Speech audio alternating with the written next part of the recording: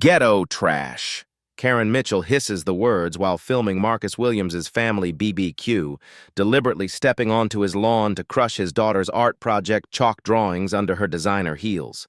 She grinds the colorful graduation celebration artwork into smears of pink and blue. Yes, 911. I'm being threatened by violent criminals.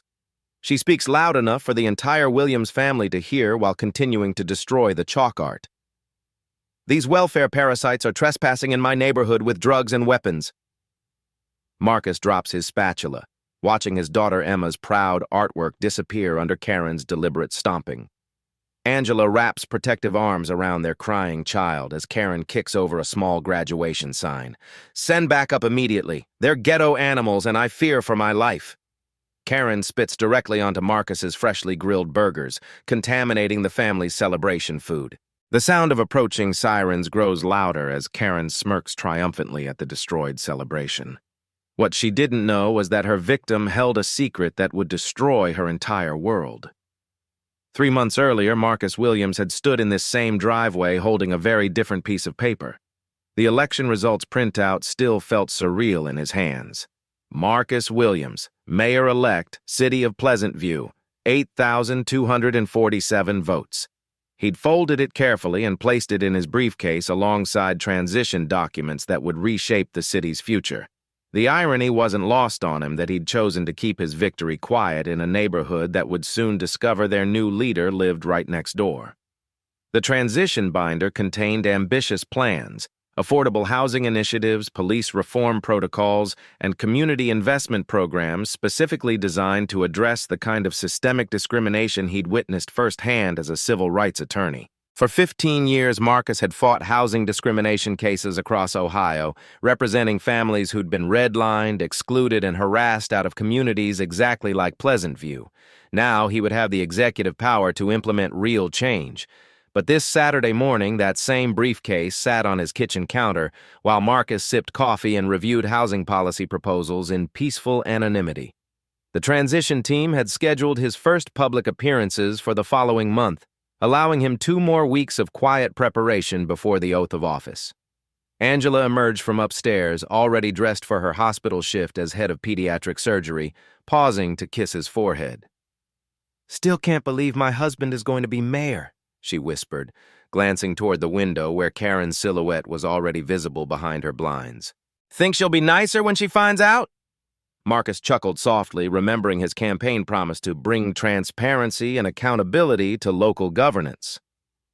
Somehow, I doubt discovering her neighbor is a civil rights attorney turned politician will improve Karen's disposition. The peaceful morning routine shattered when Marcus opened his front door to retrieve the newspaper. A bright orange citation fluttered from his mailbox like a parking ticket, its official HOA letterhead catching the morning sun. Violation notice. Mailbox height non-compliance. Current height 41.5 inches. Regulation requires 44 inches. Fine, $50. Correction deadline, 48 hours. Marcus measured the mailbox with his phone's ruler app. 41.7 inches. Well within any reasonable interpretation of regulation variance, but Karen Mitchell had apparently found her newest weapon in a campaign of harassment that had intensified over the past 6 months. "Don't fight them," Angela warned from the doorway, medical scrubs crisp and professional. Her voice carried the exhaustion of someone who'd spent 3 years deflecting neighborhood hostility while maintaining her demanding surgical schedule. "We just got Emma settled in good schools. Don't give them a reason to make our lives harder." But Marcus was already pulling up the city's actual postal regulations on his phone. Federal guidelines required mailboxes between 45 inches. The HOA's interpretation was not only wrong, it was legally unenforceable. He screenshotted the official city website, building what would become a substantial evidence file. This wasn't Karen's first citation. Over the past year, the Williams family had received violations for grass height exceeding 5 inches during a drought when watering was restricted, holiday decorations remaining up past January 2nd despite other houses keeping theirs until Valentine's Day, and inappropriate vehicle parking when Marcus's elderly father had briefly parked in the driveway during a Sunday visit. Each citation had been photographically documented and legally researched. Marcus's attorney instincts had created a comprehensive file showing the systematic nature of Karen's harassment, but Angela's medical pragmatism had kept him from escalating the situation. Across the street, curtains twitched in synchronized surveillance. Mrs. Peterson quickly looked away when Marcus waved, the same woman who'd brought welcome cookies 3 years ago but hadn't spoken to the family since Karen's influence spread. The Johnsons, who'd been friendly enough during the move-in, suddenly found their garden fascinating when he walked to his car. The Patels, the only other family of color in the neighborhood, had moved out 8 months ago after what they'd described as increasing pressure. The neighborhood's social fabric had been carefully rewoven around the Williams family's exclusion, with Karen Mitchell pulling every thread. She'd positioned herself as the guardian of property values, the protector of community standards, and the voice of concerned homeowners who whispered their complaints rather than confronting them directly. By noon, Emma burst through the front door with the energy only 17-year-olds possess, graduation cap still slightly askew on her head. "Dad, we need to celebrate. State scholarship confirmed, valedictorian speech approved, and 3 more college acceptance letters came today." The graduation BBQ had been planned for weeks as a family celebration of Emma's extraordinary achievements. A 4.0 GPA, National Merit Scholar, volunteer coordinator at the local food bank, and debate team captain who'd won state championships while maintaining perfect attendance. Angela had taken a rare Saturday off from the hospital, rescheduling 2 surgeries to attend her daughter's milestone celebration. Marcus's parents were driving in from Cleveland, carrying his grandmother's secret barbecue sauce recipe and stories of their own struggles integrating Cleveland's suburbs in the 1970s. Angela's sister was bringing her children, eager to celebrate their cousin's success. Emma had invited her closest friends, a diverse group that reflected the changing demographics Karen Mitchell feared most. The setup began with innocent enthusiasm. Marcus arranged tables in the backyard while Emma hung streamers between trees, her honor cords draped proudly over the graduation gown she insisted on wearing, for photos. Angela prepared her famous potato salad alongside Emma's requested menu of multicultural favorites. Korean BBQ influenced by her best friend's family recipes, Mexican street corn from her boyfriend's grandmother, and Angela's grandmother's mac and cheese recipe that had won church competitions for decades. The Williams family's celebration represented everything beautiful about American diversity, but also everything threatening to those who preferred homogeneous communities. At exactly 1:47 p.m., Karen Mitchell appeared at the fence line with a measuring tape, clipboard, and digital camera. Her timing was precise, calculated for maximum neighborhood visibility during the traditional Saturday afternoon when residents emerged for yard work and social observation. "Excuse me," she called out in a voice designed to carry to neighboring houses. "I need to verify your noise compliance before this gathering becomes disruptive to our peaceful community." Marcus paused in his burger preparation, noting how Karen positioned herself for maximum neighborhood visibility. 3 houses had suddenly sprouted interested observers on porches and at windows. The Hendersons were pretending to garden. The Thompsons had found urgent reasons to check their mailbox. Even elderly Mr. Carter, usually the most diplomatic neighbor, watched nervously from his window. The stage was set for a confrontation that would expose 3 years of buried tensions and change everything. The Pleasant View Community Center's fluorescent lights cast harsh shadows across folding chairs arranged in precise rows, creating an institutional atmosphere that perfectly suited Karen Mitchell's theatrical intentions.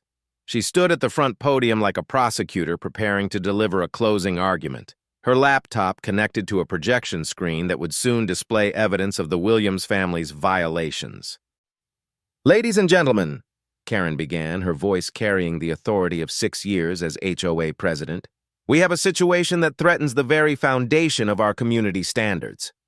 17 residents filled the mandatory monthly meeting, their attendance motivated more by Karen's ominous email subject line, "Emergency Property Values Discussion," than genuine civic engagement.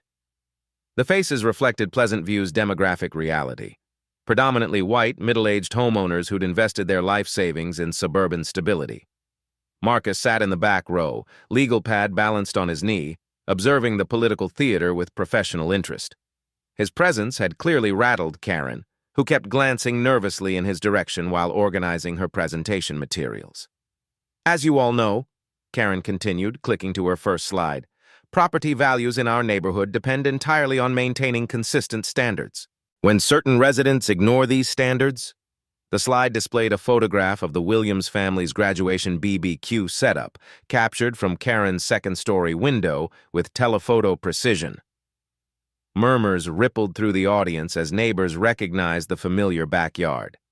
Karen had photographed every detail: the colorful streamers, the multicultural food spread, the diverse group of teenagers celebrating Emma's achievements. What should have appeared wholesome looked ominous through Karen's framing. This gathering violated multiple HOA ordinances, Karen announced, advancing to a slide listing violations in bold red text. Excessive noise levels, improper food preparation creating smoke violations, and unauthorized decorative modifications to common area views. Marcus took careful notes, documenting each false accusation for his growing evidence file. The excessive noise had been children's laughter and congratulatory conversations. The smoke violations were standard barbecue cooking. The decorative modifications were temporary graduation streamers hung on private property. But the real issue, Karen said, her voice dropping to conspiratorial concern, is the pattern of behavior that threatens our neighborhood character. She clicked on a new slide showing property value charts with carefully selected data points. Since certain changes in our community demographic, comparable home sales have declined an average of 2.3%. This directly impacts every family's largest financial investment. The correlation was deliberately misleading.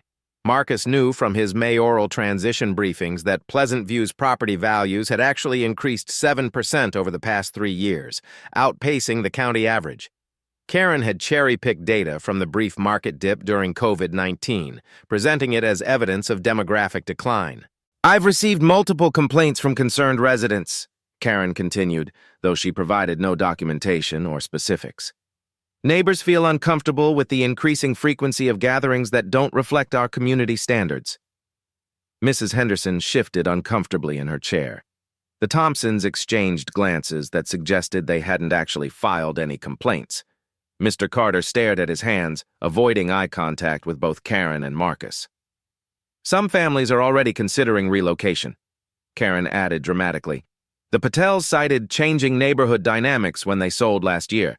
The Kowalskis mentioned comfort levels when they decided not to renew their lease." Marcus's pen stopped moving. The Patels had confided in Angela about systematic harassment that had driven them away. The Kowalskis had faced their own HOA violations after hosting their nephew's quinceañera. Karen was weaponizing their departures as evidence supporting her narrative, rather than acknowledging her role in creating the hostile environment. "I propose immediate action," Karen announced, advancing to her final slide. "Enhanced gathering restrictions, increased violation monitoring, and stricter enforcement of existing regulations to preserve the community standards that make Pleasant View desirable." The proposed restrictions were specifically crafted to criminalize cultural celebrations. No gatherings exceeding 8 people, no music audible beyond property lines, no cooking that created aromatic disturbances, and no decorations visible from public spaces. Each rule targeted the multicultural activities that made the Williams family's celebrations vibrant.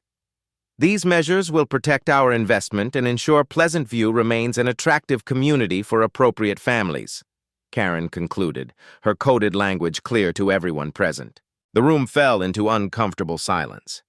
Several residents looked toward Marcus, clearly aware that Karen's presentation had targeted him specifically. The unspoken tension crackled like electrical current through the institutional air. Marcus rose slowly, his legal training providing the composed dignity that had served him well in courtrooms facing much more sophisticated opposition than suburban HOA politics. "I'd like to see the documentation supporting these claims," he said quietly, his voice carrying professional authority that immediately shifted the room's dynamics. "Specifically, the noise measurement data, the verified property value analysis, and the written complaints from residents."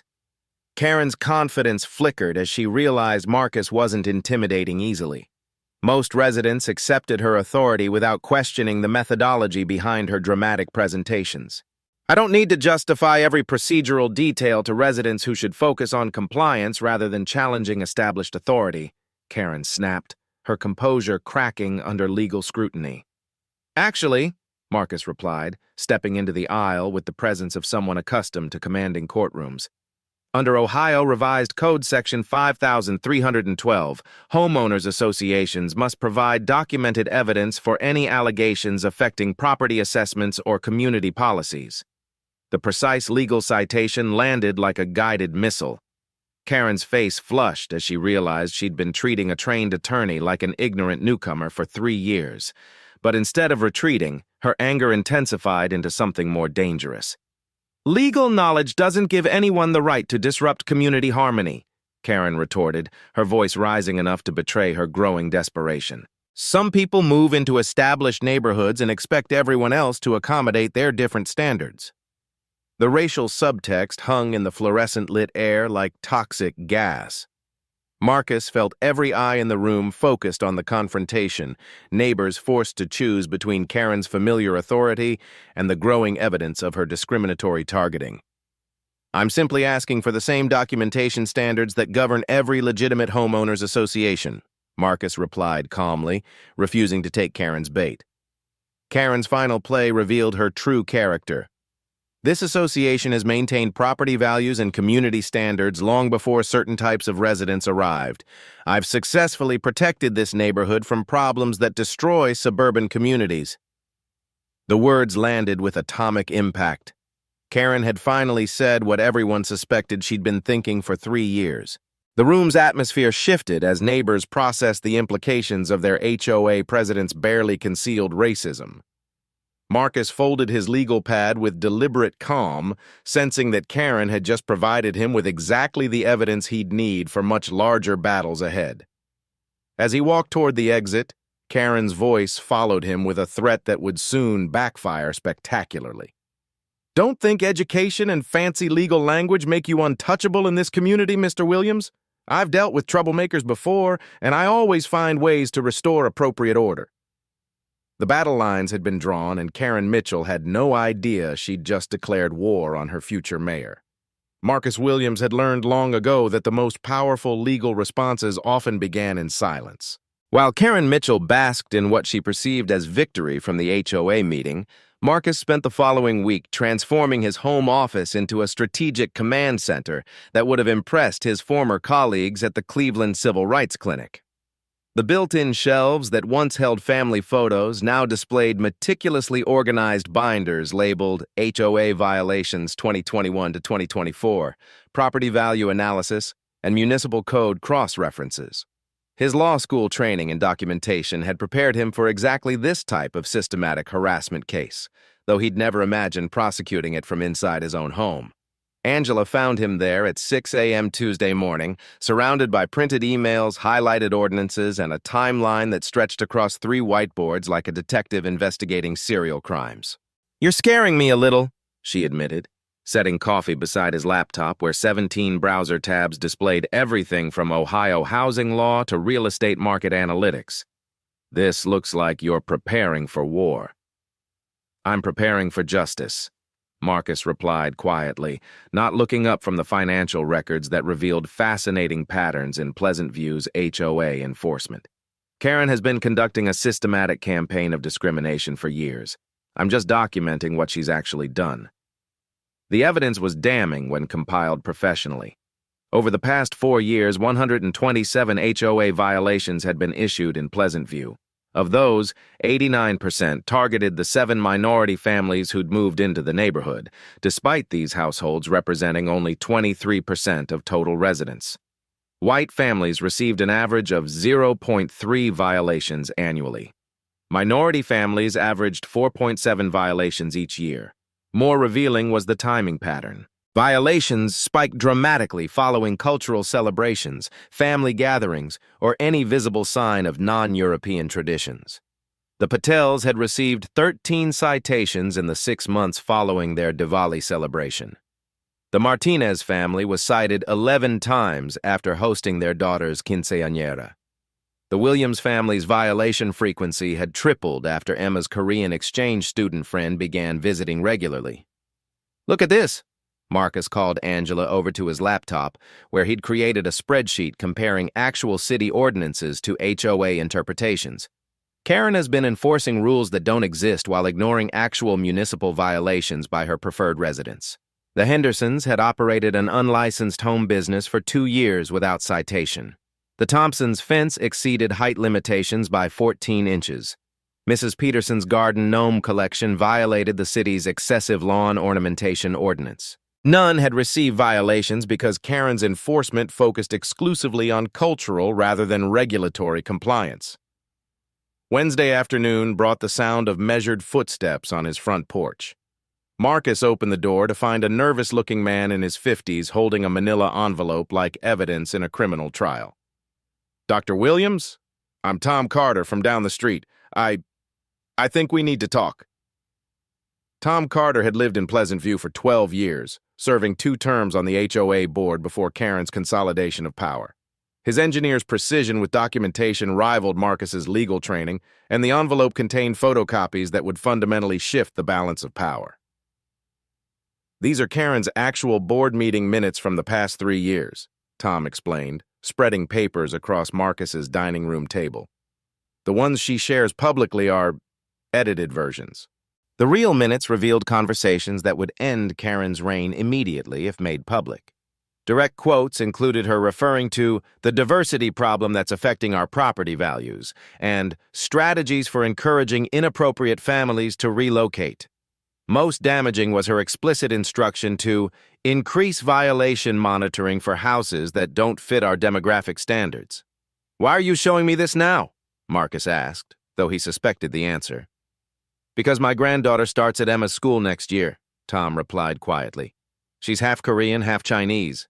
If Karen can destroy your family with harassment, mine won't have a chance." The alliance shifted everything. Tom provided insider knowledge of HOA procedures, historical voting records, and financial irregularities that suggested Karen's authority exceeded legal boundaries. Together, they uncovered a pattern of vote manipulation, unauthorized policy changes, and budget allocations that directly benefited Karen's real estate business. Thursday evening, Emma found her father reviewing city planning documents at the kitchen table, his mayoral transition materials finally integrated with his discrimination evidence file. "Dad, kids at school are talking about the HOA meeting. Some parents are saying you're causing trouble in the neighborhood." Marcus looked up at his daughter, seeing the worry in her eyes that reflected the pressure she'd absorbed for 3 years. Emma had never complained about being one of only 6 black students in her graduating class, never mentioned the subtle exclusions from certain social groups, never expressed the exhaustion of representing her entire race in every classroom discussion about diversity. "Emma, sometimes standing up for what's right looks like causing trouble to people who benefit from what's wrong. You're about to go to college where you'll face much more sophisticated versions of what we're dealing with here. Consider this practice." But Emma's next question revealed the complexity her 17-year-old wisdom had absorbed. What happens when you become mayor and Karen finds out? Will it get worse before it gets better? The question haunted Marcus through Friday's research session, where he discovered the most troubling pattern yet. Every minority family that had left Pleasant View in the past 5 years had sold their homes below market value to buyers recommended by Karen's real estate network. The Patels had sold for $15,000 under appraisal. The Martinez family accepted $22,000 below fair market value. The Kowalskis lost $18,000 in forced equity. Karen's harassment wasn't just racial discrimination. It was systematic economic exploitation that enriched her professionally while destroying families financially. "She's running a legal extortion scheme," Marcus explained to Angela Friday night, showing her the financial analysis that revealed Karen's real estate commissions from below-market sales totaled nearly $89,000 over 4 years. She creates hostile environments that force minorities to sell, then profits from the transactions.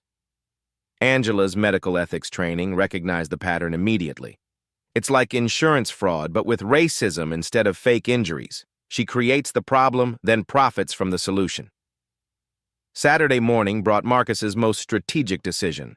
Instead of confronting Karen directly or filing formal complaints, He would implement what his civil rights mentors called the rope strategy, providing enough space for opponents to hang themselves with their own extremism. He drafted a measured, professional response to his mailbox citation that cited specific municipal codes while requesting documentation of Karen's measuring methodology. The letter's tone was respectful but legally precise, demonstrating knowledge that would unsettle Karen without revealing the full extent of his preparation. The response was designed to provoke exactly the escalation that would expose Karen's true character to the entire neighborhood. Marcus had learned from 15 years of civil rights work that bullies often revealed their worst impulses when their authority was questioned intelligently rather than emotionally. As he placed the letter in Karen's mailbox Saturday afternoon, Marcus noticed her watching from her window with an expression that had shifted from confidence to something approaching concern. For the first time in their 3-year conflict, Karen seemed to sense that she might be facing an opponent who understood the game better than she did. The transformation from victim to strategic adversary was complete, but Marcus knew the real battle was just beginning. Karen Mitchell was about to discover that some residents fought back with weapons more sophisticated than anger or frustration.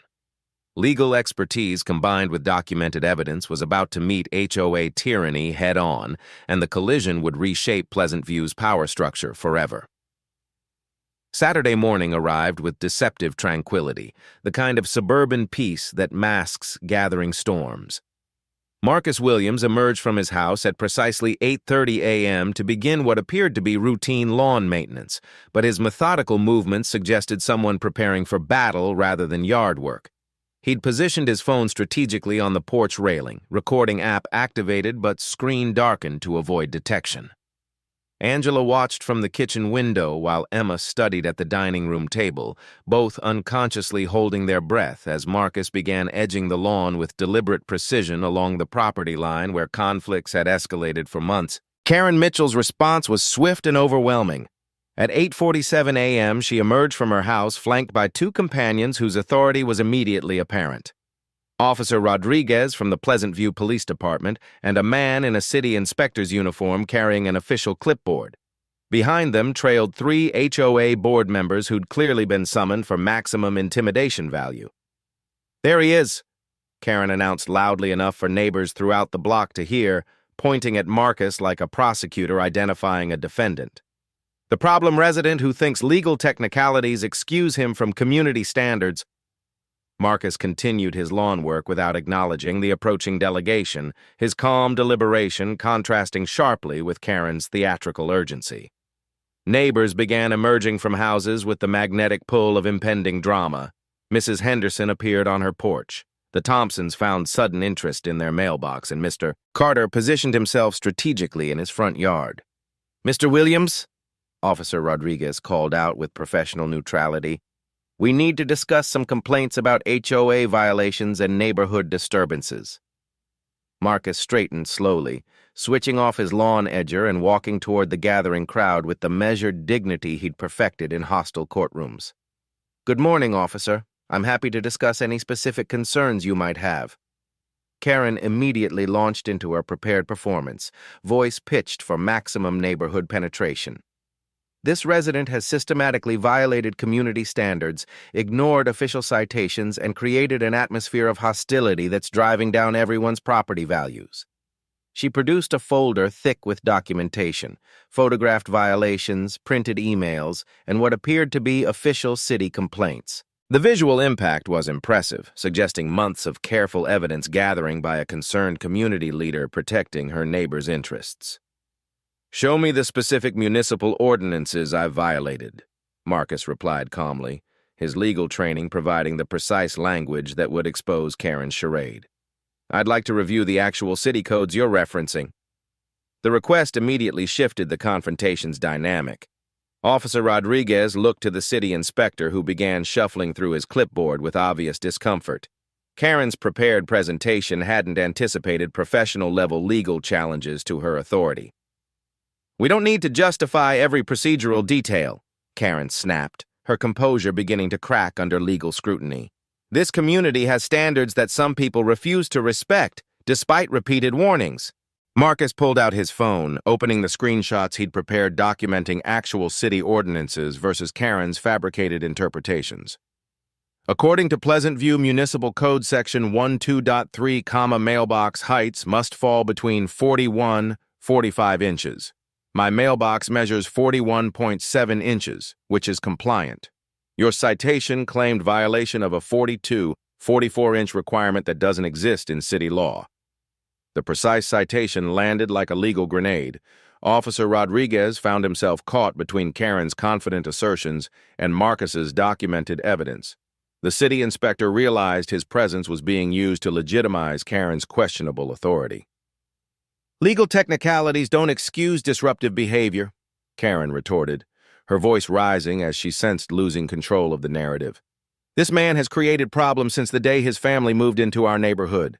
Emma appeared on the front porch, still wearing her Northwestern University sweatshirt from morning study sessions, her honor student appearance contrasting sharply with Karen's implications of criminal behavior. Angela joined her, medical scrubs visible beneath her weekend jacket, both women providing visual evidence of the family's professional respectability. "What specific problems?"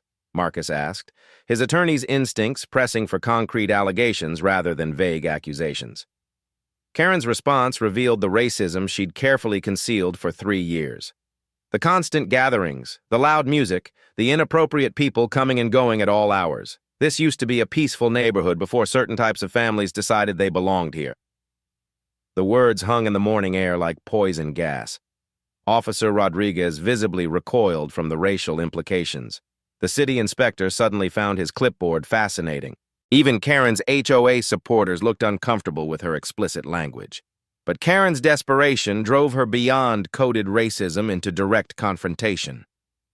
"You people think education and legal knowledge give you the right to disrupt communities that don't want you here." Marcus felt the moment crystallize into perfect clarity. 3 years of harassment had culminated in Karen publicly revealing her true motivations in front of witnesses who could never claim ignorance again. "Ma'am," Officer Rodriguez intervened, his professional training recognizing the discriminatory language that could create legal liability for the city. "Perhaps we should focus on specific ordinance violations rather than general community concerns." But Karen was beyond rational restraint, her authority challenged and her true character exposed. She lunged toward Marcus's phone, attempting to grab the device that had been recording her increasingly unhinged performance. "Stop filming this! Filming! You have no right to record private conversations." Marcus stepped back calmly, protecting his phone while maintaining the dignified composure that made Karen's aggression appear even more extreme. "This is a public confrontation on public property, Miss Mitchell. Recording is completely legal." Karen's physical attempt to seize his phone crossed every line of acceptable behavior. The assembled neighbors watched in stunned silence as their HOA president transformed from community leader into something approaching a public menace. "Give me that phone!" Karen shrieked, lunging again with wild desperation. "You criminals always hide behind legal technicalities when honest people try to maintain decent communities." The word criminals detonated like an explosive device. Officer Rodriguez immediately stepped between Karen and Marcus, his training recognizing behavior that could escalate into assault charges. The city inspector backed away from the confrontation, clearly wanting distance from Karen's meltdown. Emma began crying on the porch, not from fear but from the humiliation of watching her family's character assassinated in front of neighbors who'd known them for 3 years. Angela wrapped protective arms around her daughter while maintaining the dignified silence that made Karen's hysteria appear even more unhinged. "That's enough," Officer Rodriguez declared with official authority. "Miss Mitchell, I need you to step back and calm down immediately." But Karen's final act revealed the depth of her desperation and racism. She grabbed the citation folder and hurled it at Marcus, papers scattering across the lawn like confetti while screaming her ultimate truth. "These welfare parasites are destroying our neighborhood. They're ghetto trash who bought a house they can't afford, and now they think they own the place. I've worked too hard maintaining property values to let these people ruin everything decent families have built." The explosion of racist language left everyone stunned into absolute silence. Mrs. Henderson gasped audibly from her porch. The Thompsons stared in horror at their neighbor's complete breakdown. Mr. Carter pulled out his own phone, documenting Karen's meltdown for evidence that would soon prove crucial. Officer Rodriguez found himself facing a situation his training hadn't prepared him for, a white community leader publicly attacking a black family with language that constituted clear harassment and possibly hate speech. The city inspector quietly retreated toward his vehicle, wanting no association with Karen's racist tirade. Marcus stood in the center of the chaos with supernatural calm, his phone still recording every word of Karen's self-destruction. He'd achieved exactly what his civil rights training had taught him, providing enough rope for opponents to hang themselves with their own extremism. "Officer Rodriguez," Marcus said quietly, his voice cutting through Karen's continued ranting, "I'd like to file a formal complaint for harassment, intimidation, and discriminatory targeting based on race." The words transformed Marcus from victim to prosecutor, Karen from authority figure to defendant, and the entire neighborhood dynamic from private dispute to public civil rights violation. As sirens wailed in the distance, backup officers responding to what had become a public disturbance, Karen finally realized the magnitude of her mistake. But the damage was irreversible, recorded in high definition and witnessed by a dozen neighbors who could never again pretend ignorance about the racist motivation behind 3 years of systematic harassment. The explosion that would destroy Karen Mitchell's reign and transform Pleasant View forever had just occurred, but nobody yet realized that the calm man at the center of the storm wielded power that would make this morning's confrontation seem like a gentle preview of justice to come. The Pleasant View police station's fluorescent lights hummed with institutional monotony as Karen Mitchell paced the waiting area like a caged predator, her designer handbag clutched against her chest like armor. 20 minutes had passed since Officer Rodriguez had separated the combatants, and Karen's confidence had returned with the familiar surroundings of official authority. "I want that man arrested immediately," she declared to the desk sergeant for the 3rd time, her voice carrying the entitlement of someone accustomed to police compliance. "Disturbing the peace, threatening behavior, and violation of multiple HOA ordinances that affect community safety." Marcus Williams sat with supernatural calm in the plastic chair opposite her, hands folded in his lap, observing the police station's operations with the professional interest of someone who'd spent decades navigating law enforcement bureaucracy. His stillness contrasted sharply with Karen's agitated energy, creating a visual dynamic that suggested competence versus hysteria. Officer Rodriguez emerged from the back offices carrying a standard incident report form, his expression suggesting the routine processing of neighborhood disputes that rarely escalated beyond warnings and documentation. "Mr. Williams, I need to get some basic information for the report. Full name, address, and occupation." Marcus reached into his jacket pocket with deliberate calm, extracting his wallet with the precision of someone who'd performed this ritual countless times in professional settings. From the leather billfold, he withdrew a business card and handed it to Officer Rodriguez with the quiet authority of someone accustomed to being taken seriously. Officer Rodriguez glanced at the card with routine disinterest, then stopped mid-motion as the text registered. His eyes widened, pupils dilating with recognition as he read the words that would transform everything. Marcus Williams, J.D., Mayor-elect, City of Pleasant View. The business card trembled slightly in the officer's hand as the implications cascaded through his mind. 3 weeks from inauguration, the new administration that would determine police department budgets, personnel decisions, and operational policies. The community leader he'd just watched being racially harassed by a woman demanding his arrest. "Jesus Christ," Rodriguez whispered, the profanity slipping out before professional training could intervene. His face drained of color as he realized he'd nearly arrested his future boss based on the complaints of a woman who'd just delivered a racist tirade in front of a dozen witnesses. Karen, still pacing behind Marcus, caught the officer's shocked expression and demanded immediate explanation. "What's the problem? Just process the complaint and arrest him for disturbing our peaceful neighborhood." Officer Rodriguez looked up from the business card to Marcus's calm face, then back to the card, his mental processing visibly struggling with the reality shift. "Ma'am, there's been a development. I need to call my supervisor immediately." "Development?" Karen's voice sharpened with impatience. "The only development should be handcuffs on that troublemaker. I've told you exactly what happened. He threatened me violated community standards, and created a public disturbance. But Officer Rodriguez was already walking toward the back office's business card in hand, leaving Karen's demands unanswered. Through the glass partition, she could see him speaking urgently into a phone, gesturing with agitated hand movements that suggested crisis communication rather than routine reporting. Marcus remained seated with the patience of someone who'd orchestrated this exact scenario, his legal training having predicted every step of Karen's self-destructive escalation. For 3 years, he documented her harassment while maintaining the moral high ground necessary for this moment of complete power reversal. Sergeant Patricia Wells emerged from the supervisor's office with the brisk efficiency of someone dealing with a potential departmental crisis. Her 23 years of police experience had taught her to recognize situations that could destroy careers, and Officer Rodriguez's panicked phone call had triggered every alarm bell. "Mr. Williams," she said, with the respectful tone reserved for city officials, "I sincerely apologize for any confusion. Officer Rodriguez explained there was a neighborhood dispute, but we weren't aware of your position in city government." Karen's confusion transformed into growing alarm as she witnessed the police department's attitude shift from supportive authority to deferential concern. "What position? What are you talking about? He's just another resident who thinks legal education excuses criminal behavior."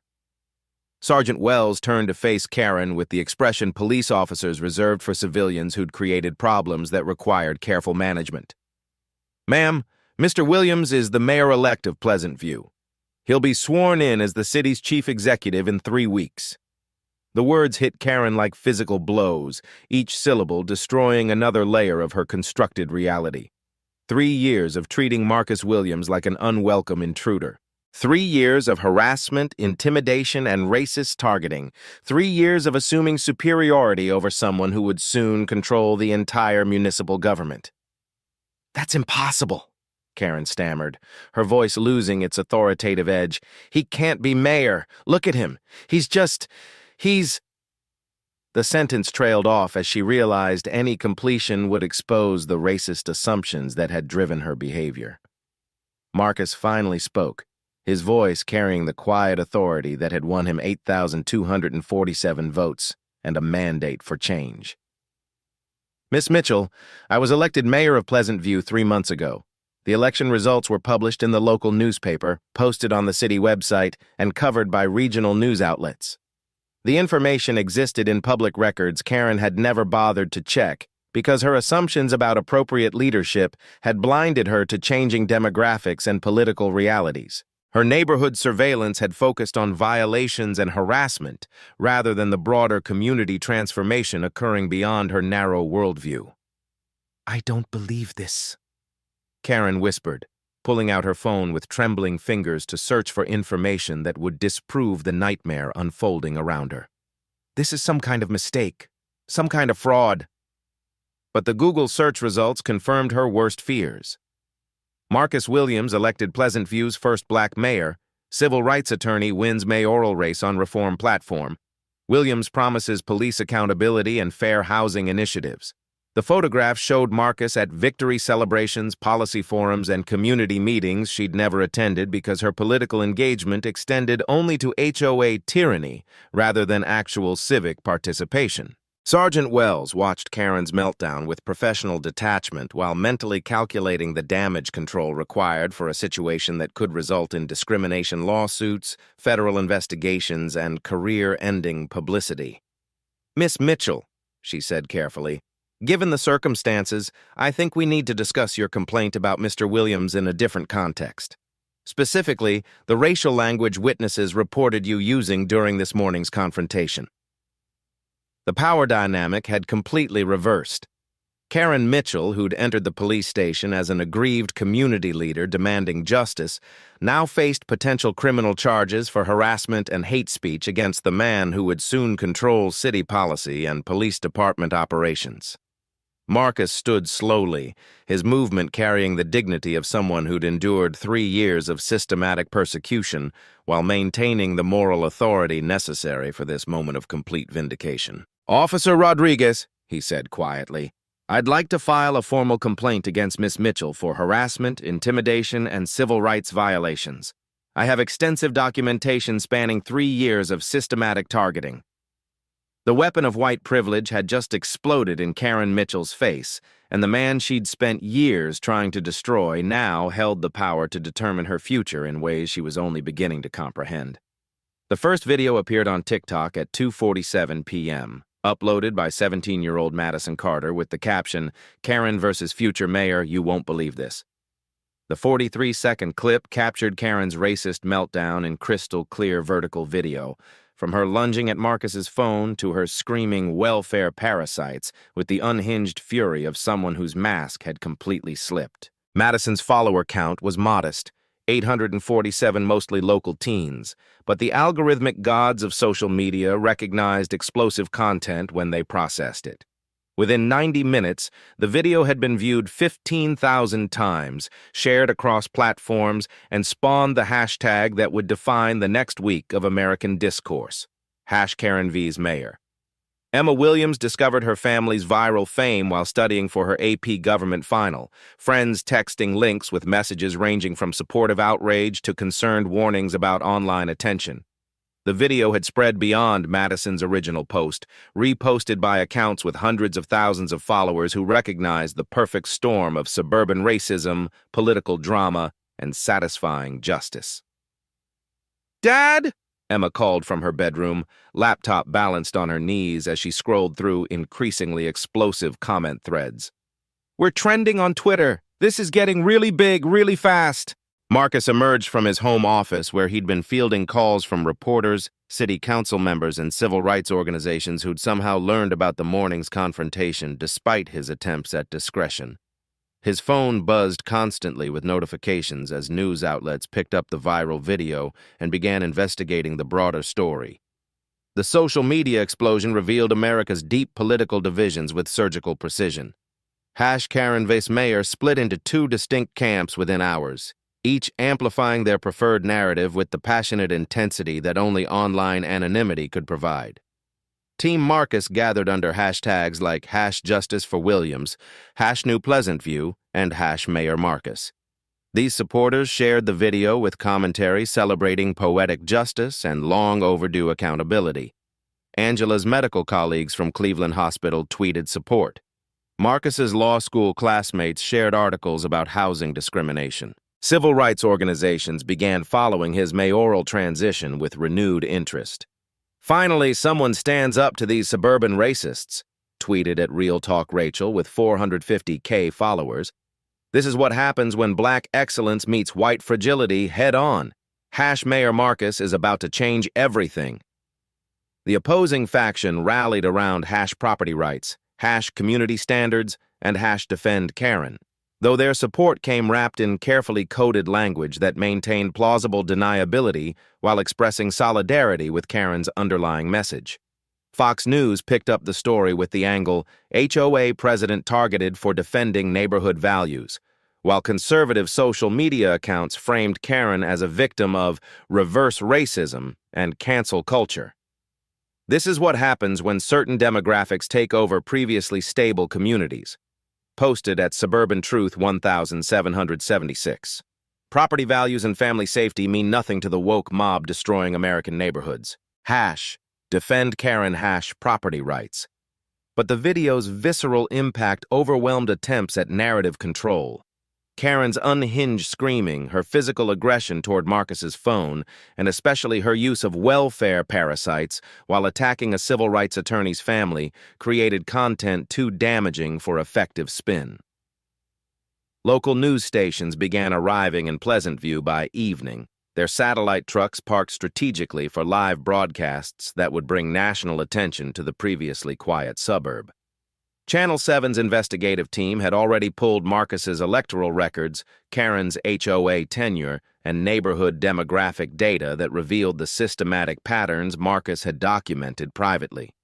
"Tonight at 11, announced anchor Sarah Martinez during the 6 p.m. newscast, exclusive video of a Pleasant View HOA president's racist attack on her neighbor, who happens to be the community's mayor-elect. We'll examine how this confrontation exposes deeper issues in suburban Ohio." The story's national appeal became undeniable when CNN's Jake Tapper tweeted the video at 7:23 p.m. to his 3.2 million followers. Suburban racism meets political reality in Ohio. HOA president didn't know she was attacking her future mayor. The video speaks for itself. Within hours, #KarenVS Mayor had generated over 100,000 tweets, 50,000 TikTok videos, and countless Facebook discussions that revealed how deeply the confrontation resonated with Americans who'd experienced similar neighborhood dynamics. The story provided perfect symbolism for changing demographics, persistent racism, and the sweet satisfaction of watching bullies face consequences. But viral fame brought dangerous consequences alongside satisfying justice. Both families began receiving threats from anonymous accounts representing opposite extremes of the political spectrum. Karen faced doxing attempts and calls for her real estate license revocation. Marcus received death threats from users who promised to defend white neighborhoods from diversity invasion. "Daddy, should I delete my social media?" Emma asked during dinner, showing her parents the hostile comments flooding her Instagram mentions. Strangers had found her accounts through the viral video, some offering support, but others targeting her with racist harassment that made Karen's public meltdown seem restrained. Angela's hospital received calls demanding she be fired for anti-white activism, while Marcus's law firm fielded interview requests from journalists wanting background on their viral civil rights hero. The family's private crisis had become public entertainment, their pain transformed into content for America's endless culture war. The geographic spread revealed fascinating patterns of national division. Rural areas and conservative suburbs shared the video with commentary supporting Karen's community standards, while urban centers and diverse communities celebrated Marcus's dignified response to systematic harassment.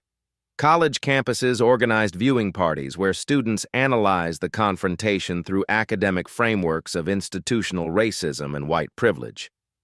Pleasant View itself became a microcosm of national tensions. Neighbors who'd remained silent during 3 years of Karen's harassment now felt pressure to choose public sides.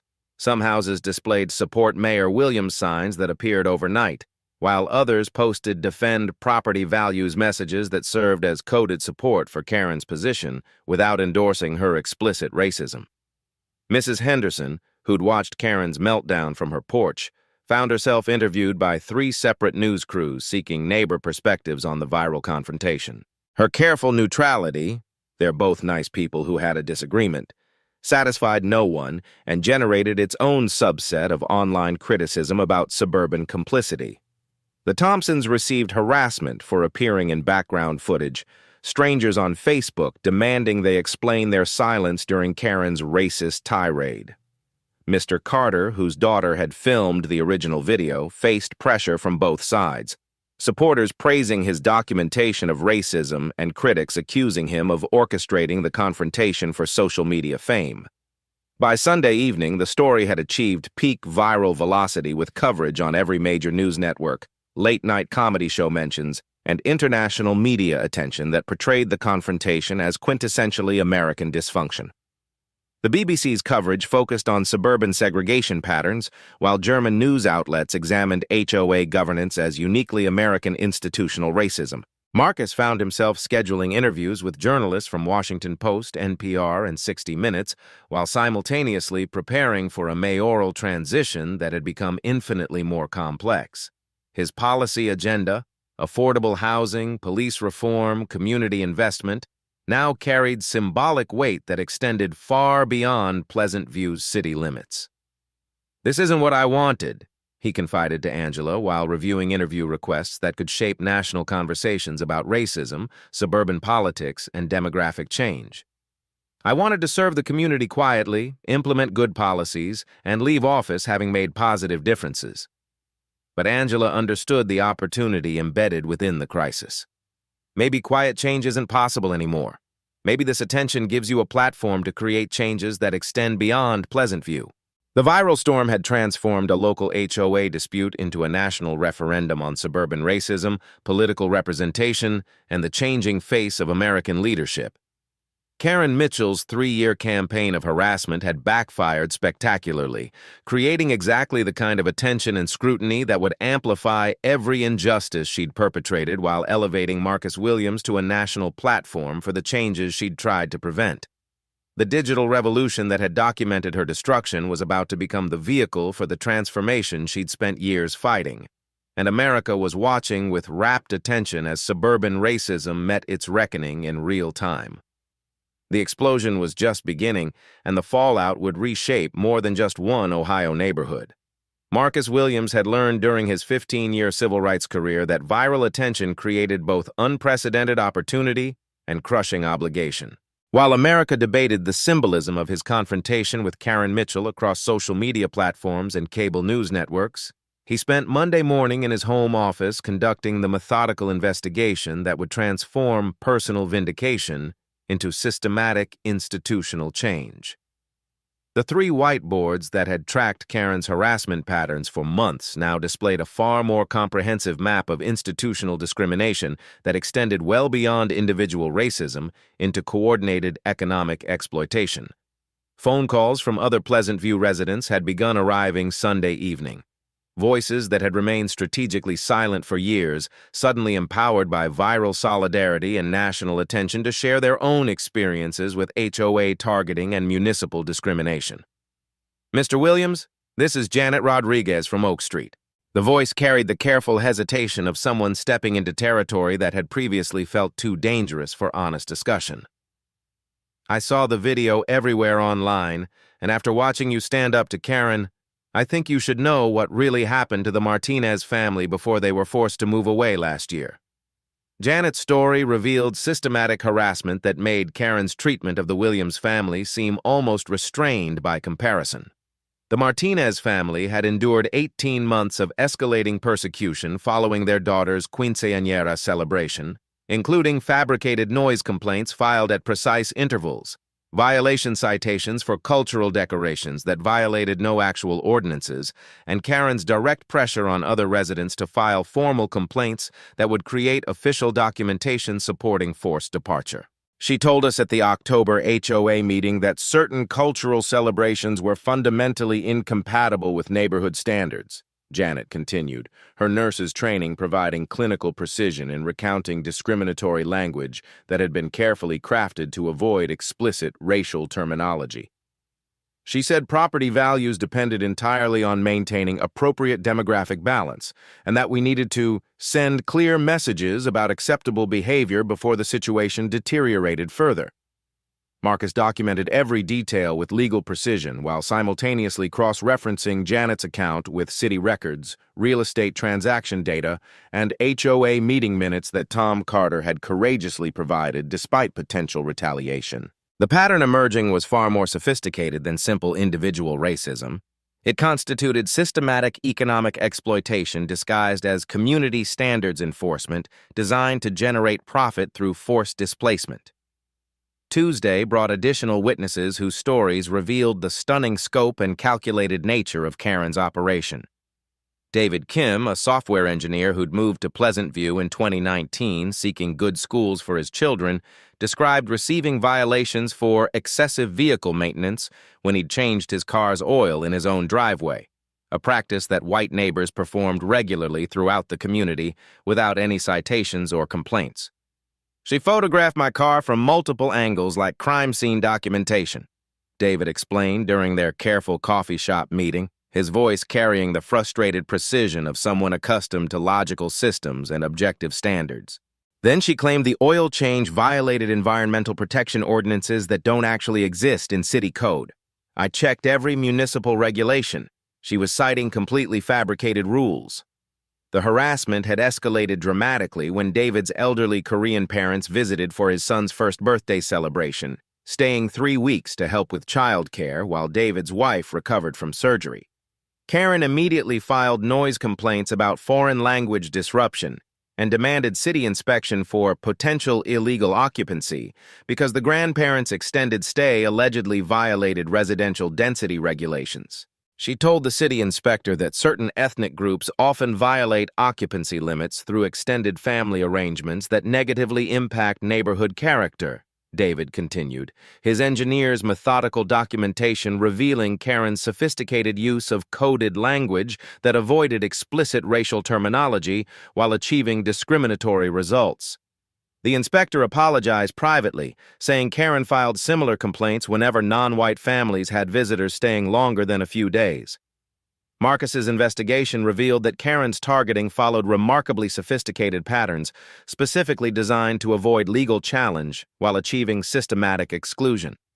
She'd apparently studied civil rights law extensively enough to understand exactly what language would trigger federal investigation, carefully crafting her harassment campaigns using bureaucratic procedures that maintained plausible deniability while creating unbearable living conditions. The financial analysis proved most damning and revealed the true scope of Karen's operation.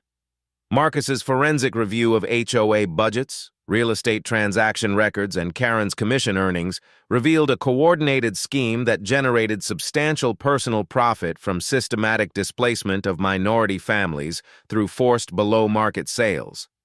Over 4 years, 7 minority families had sold their Pleasant View homes significantly below market value after Karen's harassment campaigns made their lives financially and emotionally unbearable. The average loss per family exceeded $19,000, representing forced equity sacrifice that directly enriched Karen's real estate network while systematically destroying families' financial stability and generational wealth accumulation. She's running a completely legalized extortion operation, Marcus explained to Angela Tuesday evening, his laptop displaying detailed spreadsheets that tracked Karen's commission earnings alongside harassment campaign timelines. Create a hostile environment through systematic violations, force below-market sales through sustained pressure, profit from the transactions through real estate commissions, then repeat the cycle with new targets. The Martinez family had lost $22,000 in forced equity when they sold to buyers specifically recommended by Karen's real estate firm. The Patels sacrificed $15,000 rather than endure continued persecution that was affecting their children's mental health. The Johnson family, an interracial couple with 2 adopted children, had been systematically driven out after Karen's campaign convinced neighbors that non-traditional family structures threatened community stability and property values. Wednesday's breakthrough came from an unexpected source that would provide the smoking gun evidence needed for federal prosecution. Rebecca Walsh, a former HOA board member who'd resigned in protest over Karen's increasingly aggressive policies, contacted Marcus through intermediaries after seeing the viral video coverage. Rebecca had maintained detailed personal records of board meetings, financial decisions, and Karen's explicit statements about demographic management strategies. "I have recordings of everything," Rebecca admitted during their careful meeting at Marcus's law office, her retired teacher's organizational skills evident in the manila folders she'd meticulously prepared with transcripts, timestamps, and cross-reference documentation. "I started secretly recording meetings when Karen's language became obviously discriminatory, thinking someone would eventually need evidence for legal action. The recordings were absolutely explosive and provided clear evidence of criminal conspiracy." Karen's unguarded statements during closed board sessions revealed systematic planning that constituted clear civil rights violations under federal housing law. Direct quotes included strategic discussions about encouraging appropriate demographic transitions, protecting property values through selective resident management, and using HOA procedures to maintain traditional neighborhood character. Most damaging was Karen's explicit instruction to other board members about systematic targeting strategies. Focus on cultural activities that make them feel unwelcome and uncomfortable. Noise complaints work because they're completely subjective. Violation citations create official documentation that supports future resident concerns. Eventually, they'll realize they don't belong here and choose to relocate voluntarily. Marcus's legal training immediately recognized the recordings as documented evidence of conspiracy to deprive civil rights under federal housing legislation, violations that carried both serious criminal penalties and civil liability for substantial monetary damages. Karen's recorded statements provided ironclad documentation that would support class action litigation on behalf of all systematically targeted families. Thursday's investigation expanded to reveal city-level corruption, as Marcus discovered that Karen's authority and influence extended far beyond HOA governance into municipal policy manipulation. Her real estate firm had received consistently preferential treatment for development projects, tax assessment appeals, and zoning variance applications through carefully cultivated relationships with city officials who directly benefited from her political and financial support. The web of institutional corruption included City Councilman Robert Hayes, whose family had received significantly discounted real estate services from Karen's firm during their own home purchase, and Planning Director Lisa Thompson, who'd approved highly suspicious zoning changes that dramatically increased property values for Karen's clients, while simultaneously restricting affordable housing development throughout the city. She's been running a shadow government that prioritizes white economic interests, Marcus realized while reviewing city council voting records that consistently favored Karen's business interests over community development. HOA harassment was just one component of a much broader system designed to maintain white economic control through sophisticated institutional manipulation. The discrimination extended systematically to municipal services, with Marcus discovering that minority neighborhoods consistently received reduced police patrol frequency, deliberately delayed road maintenance, and restricted access to city programs that supported homeowner investment and property improvement. Karen's political influence had created systematic inequality that reinforced the housing discrimination she orchestrated through private HOA governance. Friday brought the most significant breakthrough when Marcus received a call from Detective Maria Santos of the Ohio Attorney General's Civil Rights Enforcement Division. The viral video had automatically triggered federal review of potential civil rights violations, and Detective Santos requested an immediate meeting to discuss expanded investigation that could reshape housing discrimination enforcement statewide. "We've been monitoring HOA discrimination patterns across Ohio for 2 years," Detective Santos explained during their confidential meeting at the federal building.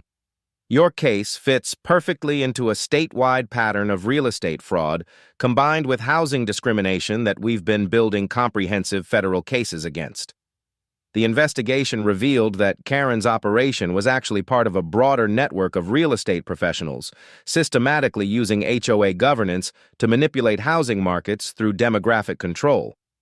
Similar schemes operated in suburbs across Ohio, generating millions in fraudulent profits while systematically excluding minority families from neighborhoods with appreciating property values. "Your documentation is extraordinary and provides exactly what we need," Detective Santos continued, reviewing Marcus's evidence files with obvious professional admiration. "Most victims don't have legal training to build cases this comprehensive. With your evidence and the federal attention from viral coverage, we can build both criminal charges and civil remedies that extend far beyond your individual case." The federal investigation would examine not only Karen's discrimination, but the municipal corruption that enabled systematic exclusion while enriching connected real estate professionals. Marcus's mayoral platform of affordable housing and police reform had accidentally positioned him to lead exactly the institutional changes needed to dismantle the systems that had systematically targeted his family. Saturday morning brought news that transformed investigation into decisive action. The Ohio Attorney General announced a comprehensive federal civil rights investigation into Pleasant View's housing discrimination patterns, with Marcus's meticulously documented case serving as the centerpiece of broader examination into suburban segregation strategies that violated federal law. This investigation will determine whether municipal and HOA governance has been systematically used to exclude minority families from housing opportunities, announced Attorney General Jennifer Morrison during her nationally televised press conference. The evidence suggests sophisticated discrimination schemes that violate both state and federal civil rights protections. Marcus watched the announcement from his home office, surrounded by evidence that had grown from personal defense into the foundation for federal civil rights prosecution. The harassment he'd endured for 3 years had become the catalyst for systematic change that would protect future families from similar persecution while holding perpetrators accountable. The investigation phase was complete and the evidence was overwhelming. Now, justice would require the kind of public accountability that would reshape not only Karen Mitchell's future, but the institutional systems that had empowered her persecution while enriching her through other families' systematic displacement and financial destruction. The tipping point arrived Tuesday morning when Marcus Williams's phone rang at 6:23 a.m. with a call that would fundamentally alter the trajectory of justice in Pleasant View. The voice belonged to someone he'd never expected to hear from, Patricia Hammond, Karen Mitchell's own real estate partner for the past 4 years. "Mr. Williams, I saw the federal investigation announcement on the news." Patricia's voice trembled with the weight of someone about to betray years of profitable complicity. "I can't be part of this anymore. Karen has been using our firm to systematically exploit minority families, and I have documentation that proves everything." The meeting took place in Patricia's downtown office, surrounded by real estate awards and community service plaques that now seemed like props in an elaborate deception. Patricia's hands shook as she opened file cabinets containing what she called insurance policies. Comprehensive documentation of every discriminatory transaction, forged document, and illegal scheme that had enriched their partnership. "I kept copies of everything because I knew this would eventually explode," Patricia admitted, spreading contracts across her conference table like evidence in a criminal trial. "Karen told me we were just encouraging natural market transitions, but I documented every illegal action in case I needed protection." The documents revealed systematic fraud that extended far beyond housing discrimination into criminal conspiracy involving forged city documents, falsified property inspections, and coordinated price manipulation. Karen had been operating what amounted to a real estate money laundering scheme, using HOA harassment to force below-market sales that generated artificial inventory for preferred buyers. "Look at this." Patricia pointed to a contract from the Martinez family's forced sale. Karen pressured them to accept $187,000 for a house appraised at $209,000. Then she sold it 3 weeks later to her cousin's family for $198,000. Pocketing commissions on both transactions while the Martinez family lost their life savings. The pattern repeated across every minority family's departure. Systematic harassment created desperation. Below-market sales generated inventory. Quick resales to connected buyers produced double commissions, and artificial scarcity drove up neighborhood property values for Karen's existing clients. The scheme was sophisticated enough to appear like normal market fluctuations, while systematically transferring wealth from minority families to Karen's professional network. Wednesday brought an even more explosive revelation when Detective Santos called with news that would transform the investigation from a local discrimination case into federal racketeering prosecution. The FBI's Financial Crimes Unit had traced Karen's operation through banking records that revealed money laundering patterns spanning multiple states. "We found the smoking gun in her business accounts," Detective Santos explained during their secure phone call. "Karen's been running a multi-state housing discrimination scheme with partners in Cleveland, Columbus, and Cincinnati. She's not just a local racist. She's a professional criminal who specializes in real estate fraud targeting minority communities." The federal investigation had uncovered communication between Karen and similar operators in other Ohio suburbs, sharing strategies for demographic management and property value protection through systematic harassment. Email threads revealed detailed instructions for avoiding civil rights prosecution while maximizing profit from forced displacement. Most damning was Karen's correspondence with a Columbus-based consultant who specialized in community transition management, a euphemistic business model that helped predominantly white suburbs maintain demographic control through legal harassment techniques. The consultant's client list included HOA presidents across Ohio who'd implemented similar schemes with Karen's guidance. Thursday's breakthrough came from an unexpected source that would provide the final pieces needed for comprehensive prosecution. Dr. James Mitchell, Karen's ex-husband who'd divorced her 2 years earlier, contacted Marcus through his attorney with information that explained the psychological and financial motivations behind Karen's systematic racism. "Karen became obsessed with demographic control after our divorce," Dr. Mitchell explained during their carefully documented meeting. "She blamed our marriage failure on neighborhood changes and declining standards rather than acknowledging her own issues. The HOA presidency became her way of exercising the control she'd lost in her personal life."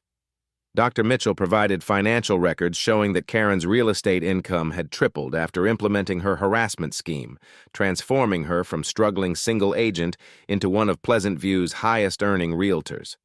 The systematic displacement of minority families had become both psychological therapy and financial windfall for someone whose racism was amplified by personal trauma. She kept detailed files on every minority family in Pleasant View, Dr. Mitchell continued, producing boxes of documents Karen had left in their shared storage unit. Social media monitoring, visitor tracking, financial speculation, she was conducting surveillance that would make the FBI jealous. The surveillance files revealed obsessive documentation of every minority family's activities, visitors, purchases, and social connections. Karen had been building dossiers that included children's school performance, parents' work schedules, and extended family visitation patterns. The level of intrusion constituted stalking that supported federal harassment charges. Friday brought the most significant witness testimony when Tom Carter, the HOA board member who'd originally provided meeting minutes, agreed to cooperate fully with federal investigators in exchange for immunity from prosecution. Tom's insider knowledge would provide the final evidence needed to prosecute the entire conspiracy. Karen blackmailed me into silence, Tom admitted during his recorded testimony with FBI agents. She threatened to target my family if I spoke out about the discrimination. I have recordings of her explicit threats and documented evidence of vote manipulation that kept her in power. Tom's recordings captured Karen's private conversations about managing the diversity problem and protecting property values through appropriate resident selection. Most importantly, he documented Karen's coordination with city officials who provided preferential treatment in exchange for campaign contributions and real estate services. The conspiracy extended to Mayor Davidson, who'd received $15,000 in discounted real estate services during his own home purchase, and Police Chief Morrison, whose department consistently responded to Karen's complaints while ignoring counter-complaints from her targets. The systematic corruption had created a municipal environment where discrimination operated with official protection. Saturday's revelation completed the prosecution's case when Angela Williams discovered something that transformed their family's persecution into the keystone evidence for federal racketeering charges. While cleaning Emma's room, she found a manila envelope that had slipped under their door sometime during the previous week. The envelope contained photocopies of Karen's personal journal, apparently provided by someone with access to her home. The handwritten entries revealed psychological motivations and strategic planning that constituted written confession to systematic civil rights violations. March 15th. The Williams family is becoming a problem that requires strategic intervention. Their success makes other minority families comfortable, which threatens long-term property values. Need to increase pressure through legitimate channels until they understand they don't belong here. April 22nd, successfully convinced 3 neighbors to file noise complaints, creating official documentation that supports resident concerns about inappropriate gatherings. The key is using bureaucratic procedures to achieve demographic management without explicit racial language. June 8th, Williams is fighting back with legal knowledge that's creating complications. Need to escalate pressure through police involvement.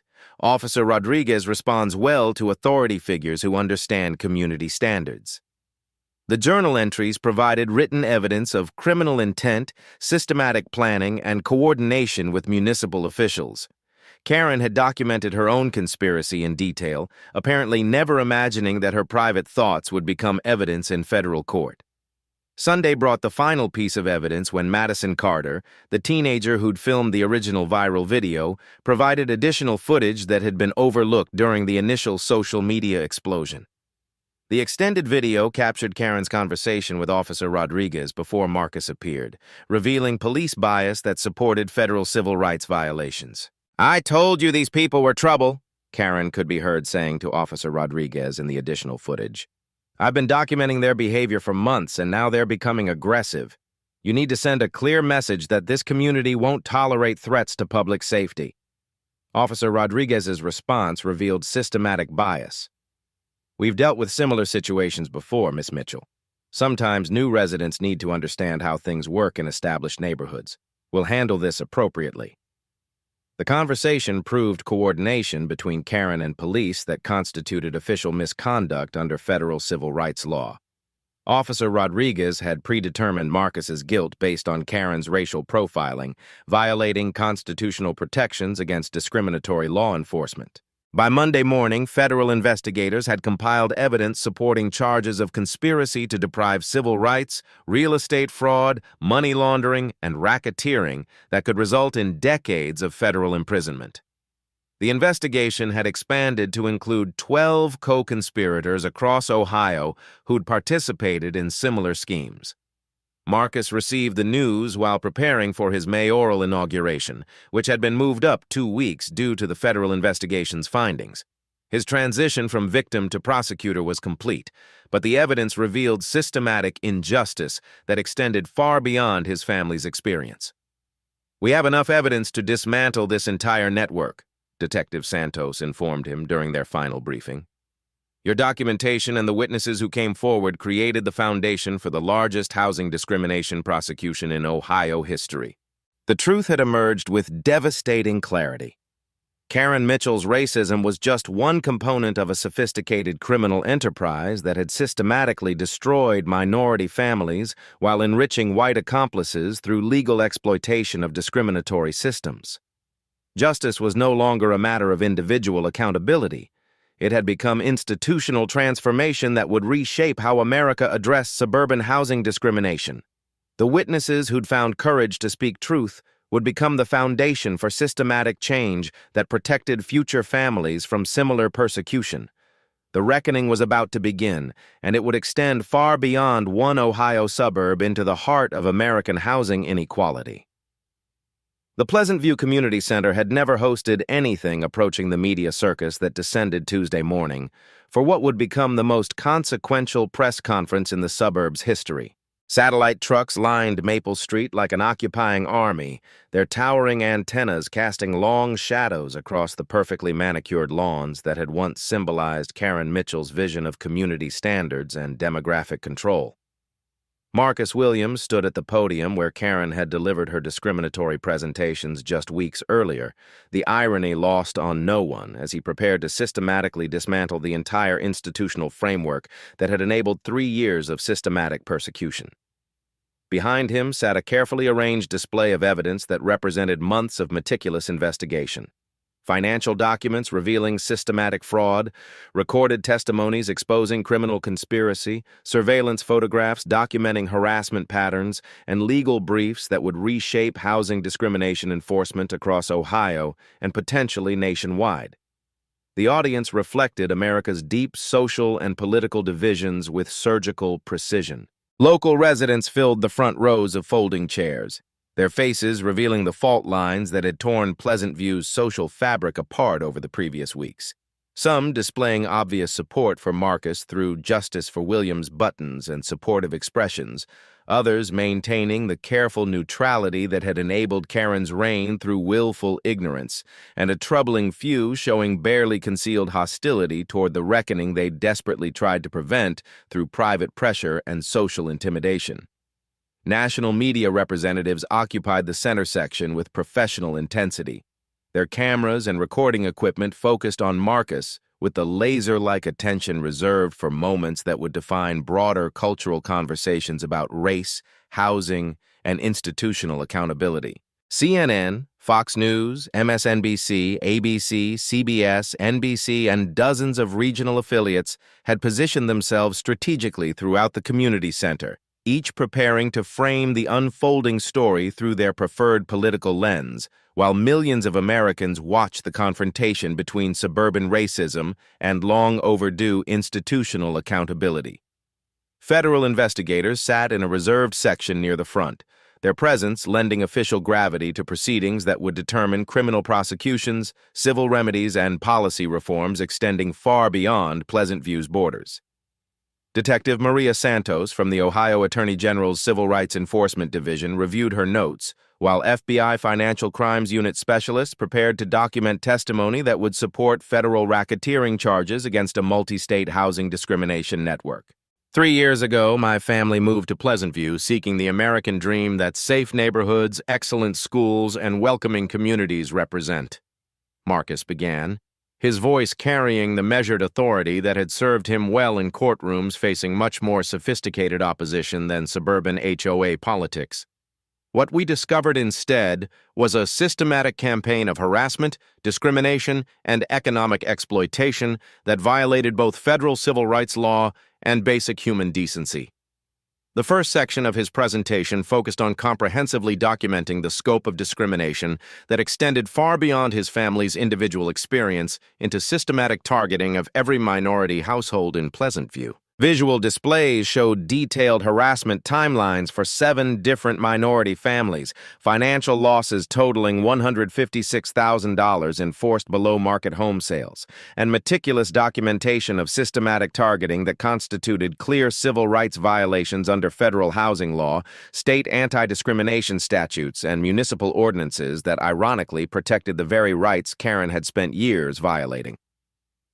This wasn't random prejudice, individual bias, or isolated incidents of neighbor conflict, Marcus continued, advancing to slides that revealed the sophisticated, coordinated nature of Karen's operation through charts, graphs, and timeline analyses. This was an organized criminal conspiracy specifically designed to maintain racial segregation while generating substantial personal profit from minority families' systematic displacement and financial exploitation. The evidence presentation was devastating in its clinical precision and overwhelming scope. Real estate transaction records displayed Karen's sophisticated double commission scheme that generated profit from both forced sales and subsequent resales to preferred buyers. Bank statements revealed money laundering patterns that extended across state lines through coordinated real estate networks. Email communications documented systematic planning between Karen and accomplices in other Ohio suburbs who shared strategies for avoiding federal prosecution while maximizing profit from discriminatory targeting. Tom Carter's recorded testimony played through the community center's sound system, his engineer's precision and methodical documentation, providing irrefutable evidence of Karen's vote manipulation, financial corruption, and explicit instructions to other HOA board members about targeting strategies. The audio captured Karen's unguarded statements about managing the diversity problem, protecting property values through appropriate resident selection, and using bureaucratic procedures to achieve demographic management without triggering federal investigation.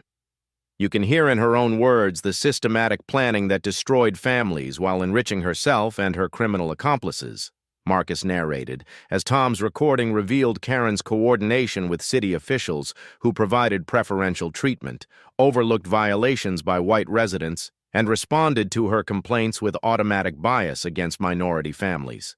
The recordings captured explicit discussions about maintaining neighborhood character through selective enforcement and appropriate demographic balance.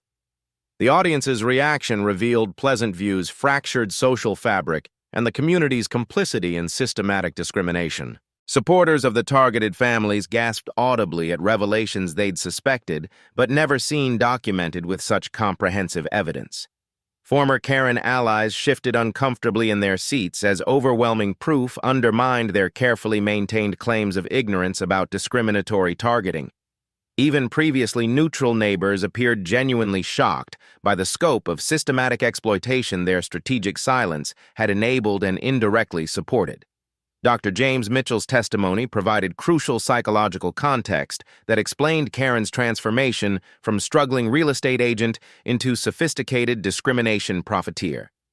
His recorded statement revealed how personal trauma from their divorce had amplified existing racial prejudices into systematic targeting that served both psychological and financial needs. Karen became obsessed with demographic control after our marriage ended, Dr. Mitchell's voice explained through the speakers.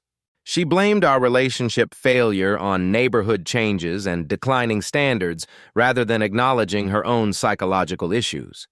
The HOA presidency became her method of exercising the control she'd lost in her personal life while generating the income she needed to maintain her lifestyle. But the presentation's most explosive moment came when Marcus played Patricia Hammond's recorded confession about systematic real estate fraud that had operated under cover of community standards enforcement.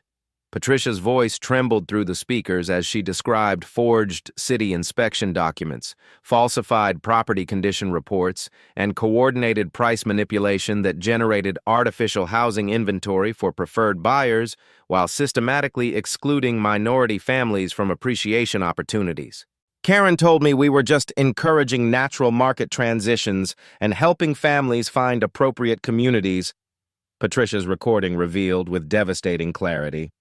But I documented every illegal action because I knew this systematic fraud would eventually be exposed by federal investigators. She was operating a sophisticated real estate money laundering scheme that used racial harassment as a business model to force below-market sales. The admission landed like a legal grenade in the packed community center, confirming suspicions about economic motivations behind what had appeared to casual observers as simple neighbor prejudice. Karen's discrimination wasn't just individual racism. It was sophisticated criminal enterprise that systematically transferred generational wealth from minority families to her professional network through legal exploitation of discriminatory systems that operated with municipal protection. 15 minutes into the presentation, the community center's rear doors opened with dramatic timing to admit the person everyone had been expecting but dreading. Karen Mitchell entered flanked by two expensive attorneys whose presence suggested serious criminal exposure, her appearance dramatically altered from the confident HOA president who'd terrorized neighbors for years into someone who appeared diminished by the weight of impending federal prosecution and social destruction. Her attempt to disrupt the proceedings revealed the desperation of someone whose entire world was collapsing in real time before national television audiences. This is a coordinated attack by someone who refuses to follow established community standards, she declared loudly enough to be heard throughout the packed room and captured by every recording device present.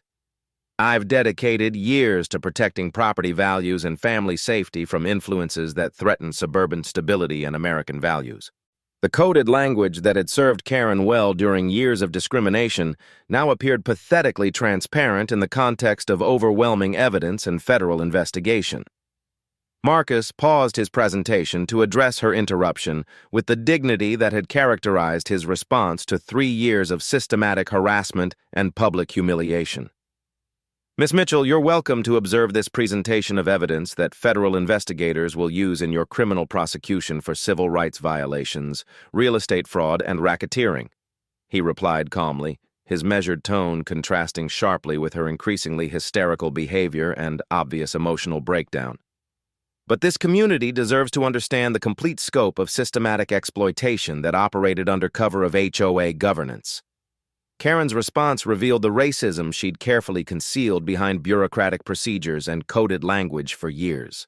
You people think you can destroy communities that don't want you here and face no consequences, she shouted, her voice rising to levels that suggested complete emotional breakdown and loss of self-control.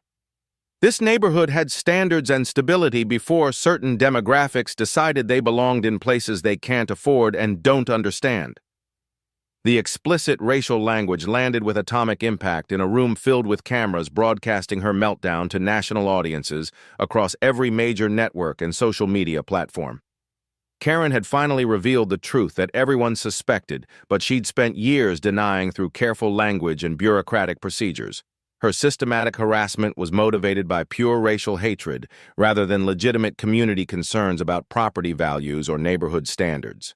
But her most damaging admission was yet to come as security guards moved to escort her from the premises. As she struggled against removal, Karen's desperation drove her beyond rational restraint into territory that would seal her criminal prosecution and provide federal prosecutors with exactly the evidence they needed for racketeering charges. I built a successful business protecting white neighborhoods from diversity invasion, she screamed while struggling against the security guards with increasing desperation.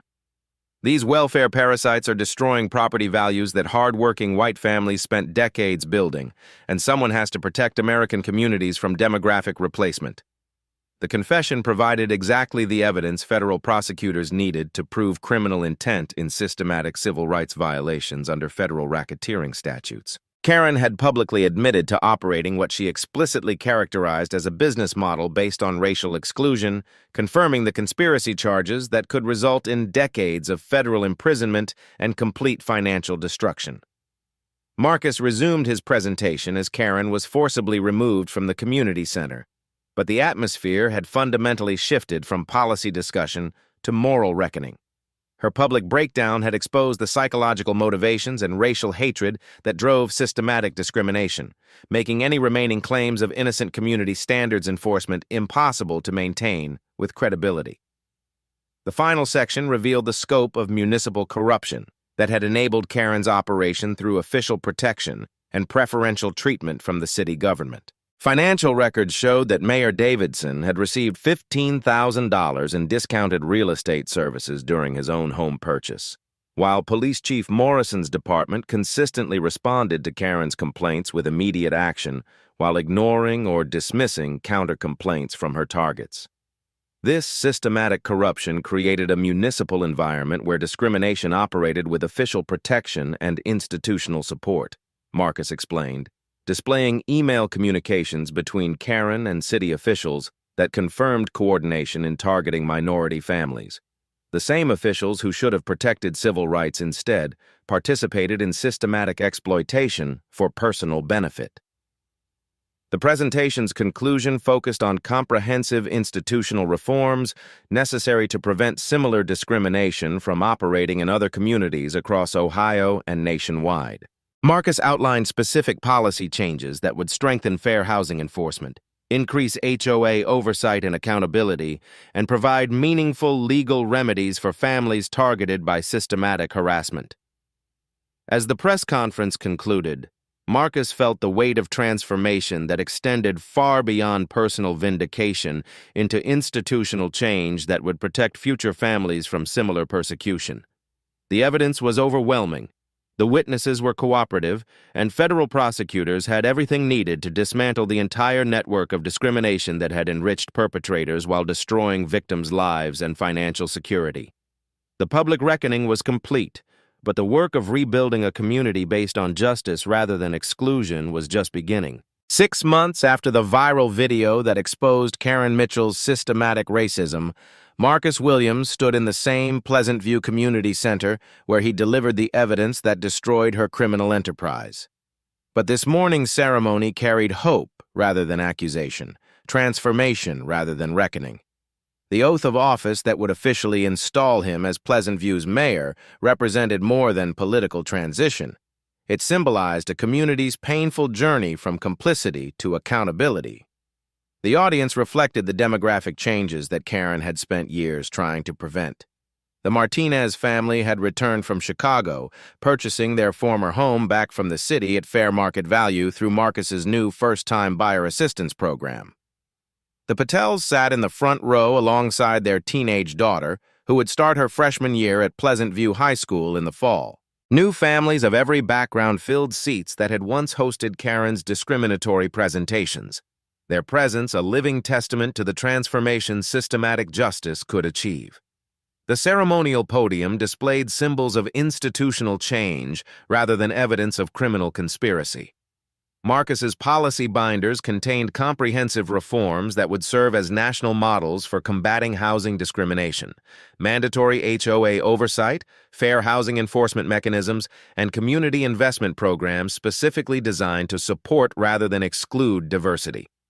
6 months ago, this community faced a choice between continuing systematic discrimination or embracing the values that make America strong. Marcus began, his voice carrying the authority of someone who'd transformed personal persecution into institutional change. Today, we celebrate not just political transition, but moral transformation that protects every family's right to pursue happiness in safe, welcoming neighborhoods. The swearing-in ceremony proceeded with dignity that contrasted sharply with the chaos that had defined Pleasant View's national attention. Judge Patricia Santos, who'd been appointed to oversee the federal civil rights investigation, administered the oath with solemnity that acknowledged both achievement and ongoing responsibility. Do you, Marcus Williams, solemnly swear to execute the office of Mayor of Pleasant View faithfully and to the best of your ability preserve, protect, and defend the Constitution and laws of Ohio and the United States, ensuring equal justice and opportunity for all residents regardless of race, religion, or background? I do, Marcus replied, his hand resting on the same civil rights law textbook he'd used during his investigation of Karen's systematic discrimination. The symbolic choice reinforced his commitment to legal enforcement rather than personal vengeance. The policy announcements that followed outlined concrete changes that would prevent future Karen Mitchells from exploiting institutional power for discriminatory purposes. The Pleasant View Fair Housing Initiative would provide legal assistance for families facing harassment, while the Community Integration Support Program would offer resources for new residents navigating potential discrimination.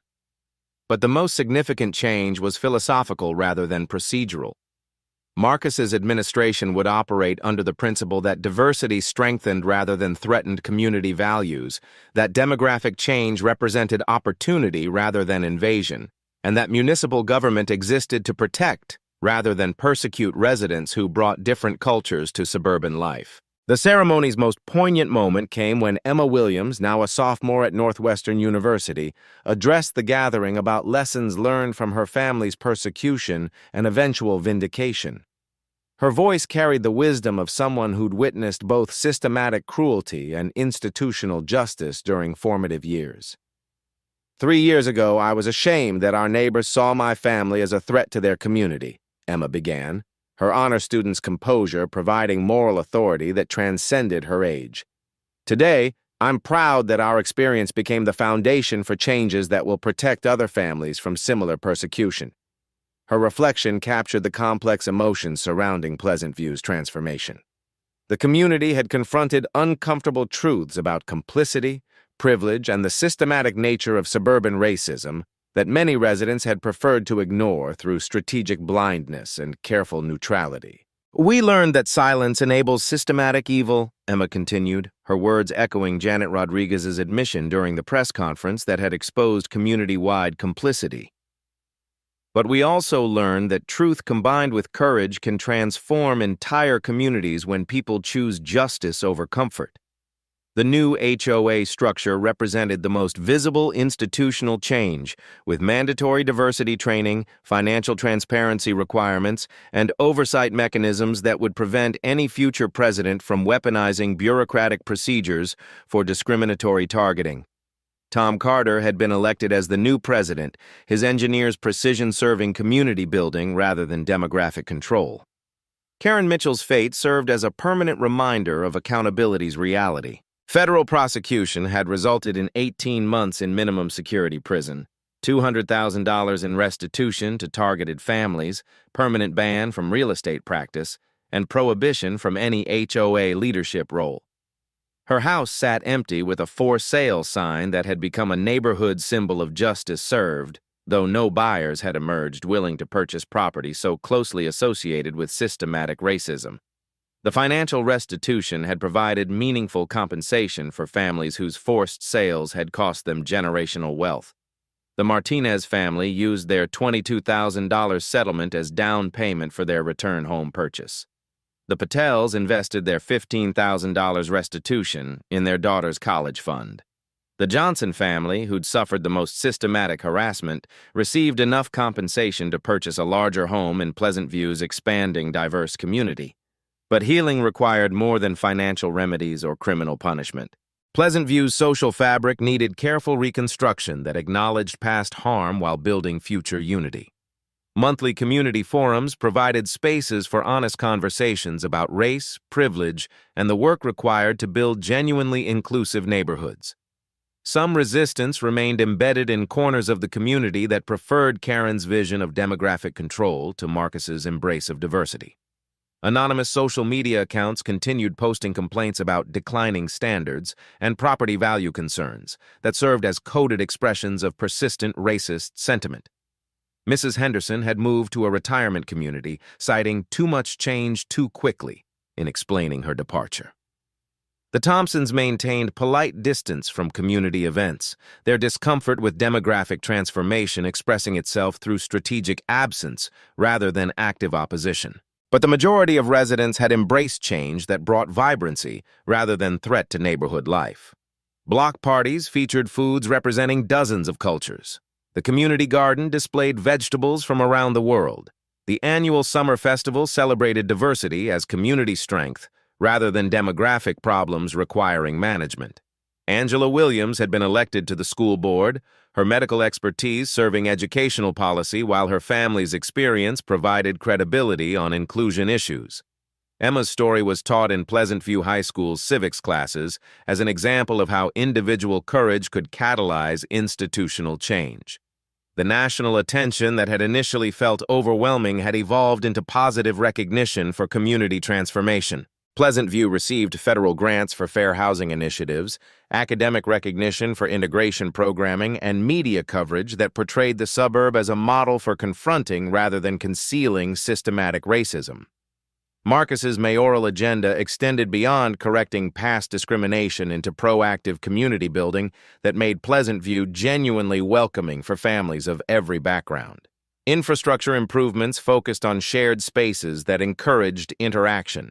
Economic development prioritized minority-owned businesses that had been systematically excluded during Karen's reign.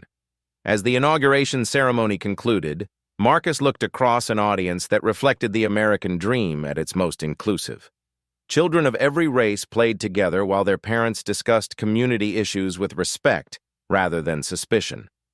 Elderly residents shared stories with recent immigrants who brought new energy to aging neighborhoods. The transformation wasn't complete. Healing systematic discrimination required generational commitment rather than single ceremonies. But Pleasant View had chosen the difficult path of confronting rather than concealing institutional racism, of building rather than excluding, of justice rather than comfort. Change happens one conversation, one choice, one stand at a time, Marcus concluded, his words echoing across a community that had learned both the cost of complicity and the power of accountability. Today, we choose to build a community worthy of every family's dreams. The work was just beginning, but the foundation had been laid for transformation that would extend far beyond one Ohio suburb into the heart of American possibilities, when communities chose justice over prejudice, inclusion over exclusion, and hope over fear. Real change had come to Pleasant View, and it would endure long after the cameras departed and the headlines faded. The quiet revolution of suburban integration had found its voice, and that voice would echo in other communities facing similar choices between past prejudices and future possibilities. Justice had been served, but more importantly, justice would be sustained through institutional changes that protected rather than persecuted the diversity that made America strong. What would you do if you witnessed systematic discrimination in your own community? How would you balance personal safety with a moral obligation to speak the truth? Share your thoughts about standing up to institutional racism, and subscribe for more stories that prove individual courage can create systematic change. Like this video if you believe justice delayed is not justice denied, and comment about your own experiences with neighborhood dynamics, suburban politics, or the courage required to confront systematic inequality wherever it operates. At Black Voices Uncut, we don't polish away the pain or water down the message. We tell it like it is because the truth deserves nothing less. If today's story spoke to you, click like, join the conversation in the comments, and subscribe so you'll be here for the next Uncut Voice.